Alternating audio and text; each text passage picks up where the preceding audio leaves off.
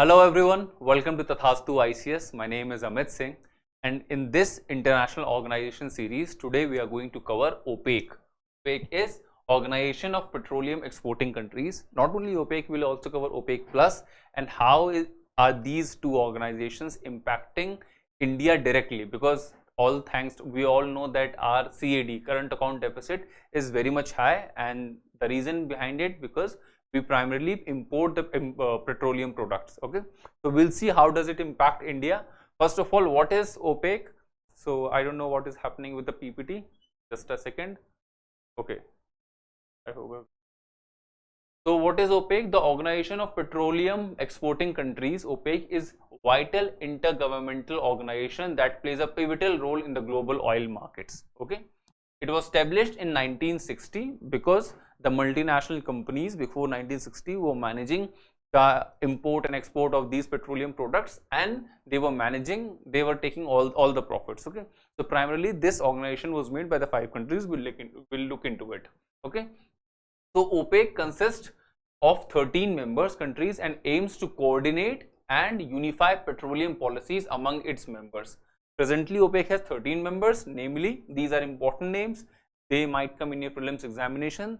That is why I'm going to take each name. Okay, Algeria, Angola, Congo, Equatorial Guinea, Gabon, Iran, Iraq, Kuwait, Libya, Nigeria, Saudi Arabia, UAE, and Venezuela. Okay, so these are the countries which are the part of OPEC. Now, what is the reason? What is the historical significance or historical background of OPEC? Whenever we cover our international organizations, we always discuss about the impact. We always discuss about the reasons behind that, but what was the dynamics of that particular time period, that particular time and space, which led to the formation of this particular organization. So back in 1960s, let's go back to 1960s. So it was formed in 1960 in response to the dominance of multinational oil companies. Now these multinational oil companies, these were rich, big oil companies, and they were managing, as I said, all the imports and exports of the petroleum products all over around the world, and they were pocketing in all the profit generated from it. So OPEC's primary goal were to raise crude oil prices and collectively address the unilateral action by these corporations.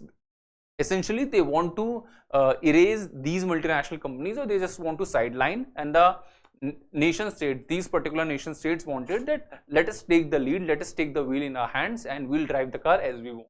Okay. Now the organization's establishment involved representations from Iran, Iraq, Kuwait, Saudi Arabia, and Venezuela. These were the 5 countries who first met at Baghdad conference to counter the power of major oil corporations, and these were the major oil corporations who had close ties with the United States of America, USA. That was the reason when this Baghdad conference was announced by these 5 countries, USA showed its reservations, that it has deep reservations against this meeting. Okay, and it showed its displeasure. Despite that displeasure, and it was the time of 1960s when USA was something big. Now also USA is a big thing, but that particular phase, that whenever the USA sneezes, the whole world catches the cold, that was very much prevalent in that was at its peak at that point of time. Okay, so these were the 5 countries: Iraq, Kuwait, Saudi Arabia, Venezuela, and Iran, Iraq, Kuwait, Saudi Arabia, and Venezuela. Okay, these were the 5 countries. Now let's talk about the OPEC's growth and industry influence. How is this industry influencing the whole of world actually? Okay, so the OPEC initially had 5 founding members, as we discussed: Iraq, Iran, Kuwait, Saudi Arabia, and another one. And then it later expanded and including other nations also like Qatar, Indonesia, and Libya. Okay. And by early 1970s, the OPEC had gained substantial influence over the international oil industry, controlling over half of the global market. Okay, so there was an idea in 1960s which developed, which these 5 nations began with, and in the beginning of 1970s, probably by 1972-73, that's the beginning. So in 12-13 years, between 12 to 13 years, this OPEC organization has been able to capture half of the global oil supply, global oil market. Okay, and this shift enabled member countries to negotiate price collectively and boosting revenues and economic control. We always say na ki this पांच मिले तो बन जाए मुट्ठी, and this mutti is way more powerful than single finger. Okay, so similarly these 5 countries, they collided with each other, and their collaboration give them a better leverage. Their collaboration give them a more diplomatic power. Okay, so collectively they were able to boost revenue and they had better economic control. Now the OPEC joining, what is the process if there are some other countries who wants to join OPEC? Because OPEC is a dynamic organization, some people come, some countries come, some countries goes. Okay, so the prospective members seeking to join OPEC undergo a approval process, and the approval process, it requires a 3/4 75% of majority vote from existing full members, including non concurrence from all founding members. Okay, including the concurrence from all founding members. So those were the 5 countries who founded OPEC in 1960s, and you need the concurrence of all these 5 members. And when they give their concurrence, or whenever, even if you have 75% of the votes in your favor of all the permanent members, still these 5 countries play a very pivotal role. Okay, this process outlines in the OPEC statute, defines different type of membership: founder, full and associate members, each with specific criteria. Okay, let's move forward. OPEC's objective. What were the objectives? So these are the objectives. I'll read it out.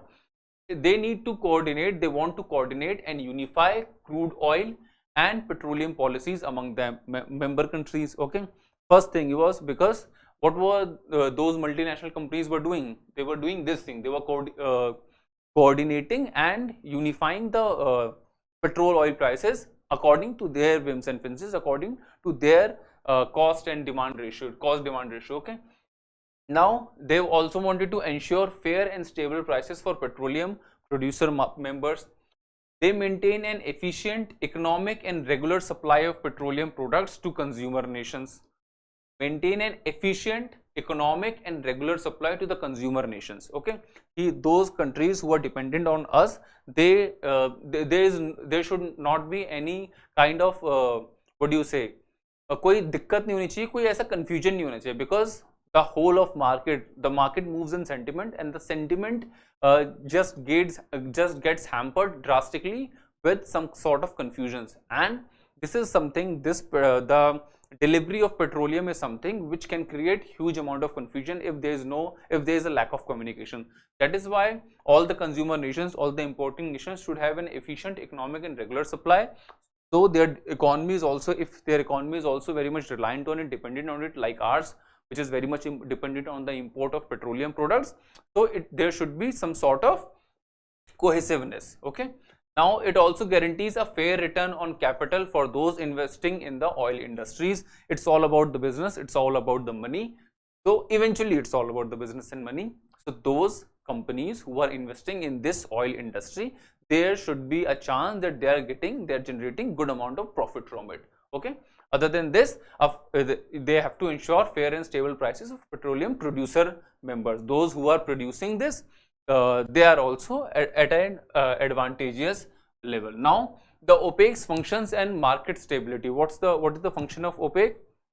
Adjust production quotas among the member countries to maintain balance in the international oil markets. Okay, so to maintain the balance in the international oil market, all those countries who are producing it, they need to decide that this is the amount of quota, these much barrel of petroleum products or the petrols is needed to be produced. Okay, and will not to hamper the supply and demand dynamics, there should be some fixed quota. That is why it has been said that whenever these cartels or these OPEC and OPEC plus countries decide that we'll increase the level of barrels or will decrease the level of oil production barrels, it heavily impacts the prices and even the markets around the world. Okay, it also regulates the production level to prevent the excessive price fluctuation and maintain supply demand equilibrium, as I told you, and conduct a biannual market reviews to analyze factors such as supply demand dynamics,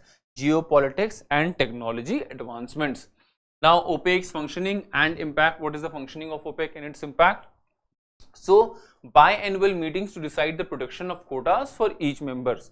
Okay, biannual meeting means a meeting two times, a meeting which is happening 2 times in a year. Okay, every 6 months. Control over oil production due to the state-run oil firms in most member nations. The primary objective of the OPEC is coordinate petroleum policies and stabilize prices for petroleum producers. Okay, those who are producing, there should be, as we have discussed this slide already in the previous slide, there should be some stabilization in the production, and there should be some sort of stabilization for the consumer and the importer countries also. Okay, balancing acts prevent crude oil prices from becoming too low or too high. But similarly, to maintain the demand supply dynamics, you need to take care of this. And for all those countries who are dependent, their economy which is dependent on the export of petroleum products, and economies which are dependent on the import of petroleum products, there should be some sort of clarity, because as I told you, markets, any sort of market, I'm not only talking about the stock market, all types of market, they just hate the confusions. Okay? So they don't want confusion. Now let's talk about OPEC plus alliance, OPEC plus alliance, and the alliance of OPEC and OPEC plus and its expansion. So OPEC plus includes 13 OPEC members and 10 non-OPEC members as of 2023 right now. So this red thing is OPEC, and the green nations which have been included in it are the OPEC plus countries. So its formation, it has been formed in 2016 to manage the oil markets collectively, and the incorporation of top oil producers like Russia to enhance the influence. Okay, Russia is one of the top oil producing countries. 1960s was the time when Cold War was happening. 1960s was the time when the whole world was divided into two factions, so USSR and USA. So it was difficult for these 5 countries to make something, or to be completely in the court of USSR, because if they join hands, if they include USSR at that point in time, then it would be considered that these 5 countries have joined hands with USSR. Okay, so that would have been drastically bad for these countries. Okay, so that is the reason why Russia didn't join at that point in time. But in 2016, this when these countries have gained some exposure, when these countries have gained some financial wealth and financial and moral stability, and the stability in their countries, political stability actually, not moral stability, then they joined with Russia and they formed OPEC plus. Expanded membership provides greater responsibility to market conditions and coordinated policies.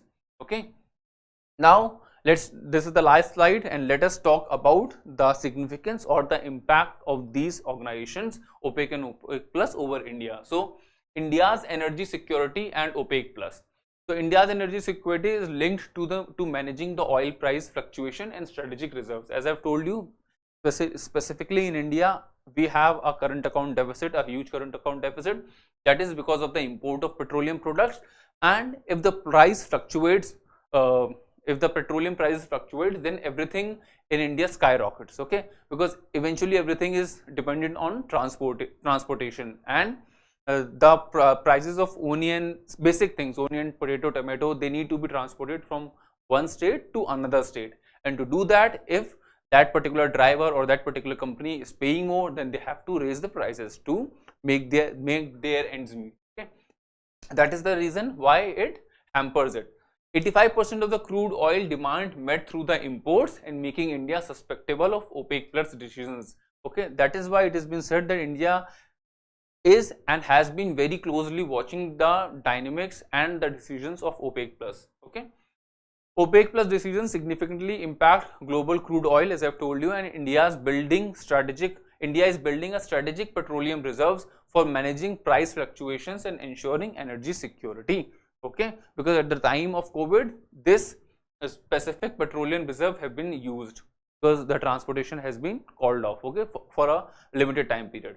And by doing this, if a country which imports 85% of its crude oil, then it has been said that it is very much reliant on these particular nations, on these particular organizations, and that is why these particular organizations, for the time being, until we are using some hydrogen based cars, which are running on the hydrogen, or which are Union Minister Nitin Gadkari ji has been constantly propagating that we all should use it and India should move on towards that.